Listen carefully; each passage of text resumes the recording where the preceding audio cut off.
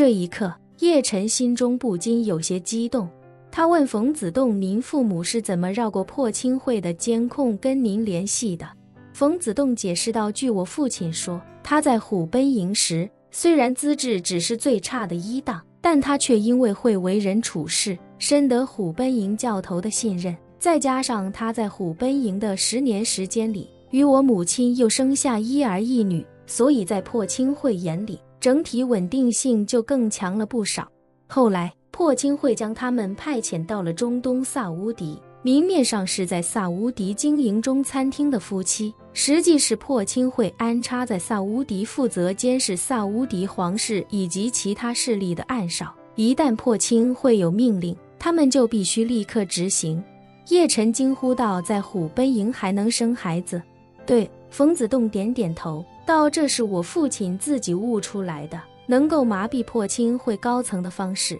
没人在虎贲营生孩子，我父母是有史以来第一对。我父亲觉得，只要在虎贲营有了孩子，就能用实际行动证明他和我母亲2人之间的感情很深，互相都是对方的牵绊和软肋，愿意在破青会的控制下生孩子，也能证明他们对破青会本身足够认可。而且孩子出生之后，在破青会眼里就等于古代的质子，所以破青会对他们也就更加信任。”说着，冯子栋又道：“也正是因为如此，我的父母才能够拥有外派的机会，而真正能被外派的，都是深得破青会信任的人，因为破青会为了他们的身份不暴露，会最大限度地给他们自由。”叶晨恍然大悟，感叹道：“如此说来，我那个三舅妈应该也深受破青会的信任。”冯子栋点头道：“说不定就是破青会从小培养起来的。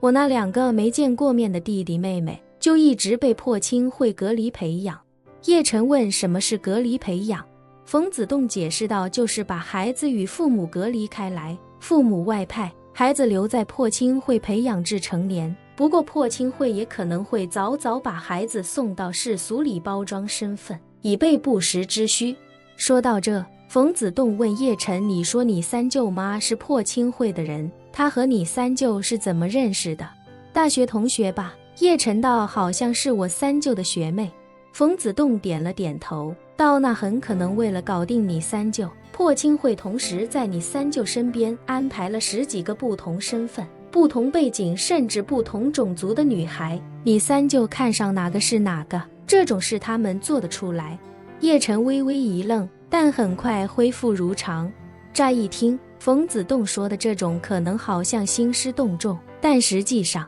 这才是确保万无一失的办法。当时安家只有三舅还没结婚，破青会要是想在安家内部安插一枚炸弹，三舅就是最好的突破点，而且是唯一的机会。如果只是派了三舅妈一人，万一他失败了，这条线就无法推进了。最好的办法就是安排一大堆各式各样的女生，而且都是非常优秀、清白的女人，让这些女人陆续出现在三舅的身边，只要有一人成功，任务就圆满完成了。叶晨惊叹破青会心机之余，又问冯子栋：“冯叔叔，您父母现在还在萨乌迪？”“对。”冯子栋点了点头，他们一直都在，而且一直以来也都能出色地完成破青会交给他们的任务，所以一直很受信任。说着，冯子栋又道：“而且我父亲没想过要脱离破青会，他只是看到我的消息，想跟我取得联系，除此之外也并没有做出什么对不起破青会的事情，所以一直以来都很安全。”叶晨问他：“您父亲不想脱离破青会，是破青会的死忠，还是迫于破青会的毒药所迫？”冯子栋道：“主要是毒药和我的弟弟妹妹，毒药这一点目前还是无解的，只要脱离破青会，得不到解药的供应，不出半月必死无疑。而且按照破青会的一贯套路，只要我父母背叛破青会，我的弟弟妹妹一定会在第一时间被破青会处死，所以他们就算想脱离破青会，也没办法脱离。”叶晨点点头，又问：“那您和您父母在这10年间见过面吗？”“没有。”冯子栋道：“我曾提出借出差的机会去萨乌迪见他们，我甚至可以装作他们饭店的食客，去默默地吃顿饭就离开。但我父亲没有同意，他说虽然他没有做任何对不起破青会的事情，可一旦被破青会知道他对外透露了破青会的信息，他和我的母亲还有我的弟弟妹妹也一样会被处死，以儆效尤。所以在过去的10年时间里，我们只能通过我的博客进行交流。叶晨想告诉冯子栋自己有破解破青会毒素的解药，但是转念一想，就算他的父母能解毒，他的弟弟妹妹依旧还在破青会的掌控中，如此一来，想要策反他的父母还是痴人说梦。只有他的父母暂时还没有离开破青会的打算，那这种情况下给他们解毒反而是多此一举，而且很可能还会暴露自己。于是他便对冯子栋说道，冯叔叔，如果您的父母哪天决定脱离破青会，您可以跟我联系。冯子栋点了点头，却是苦笑道，我觉得不太可能了，离开破青会，不但他们要死，我的弟弟妹妹也要死。是，叶晨赞同地说道，这就是破青会掌控内部成员的方法，绝大多数人应该都逃不脱，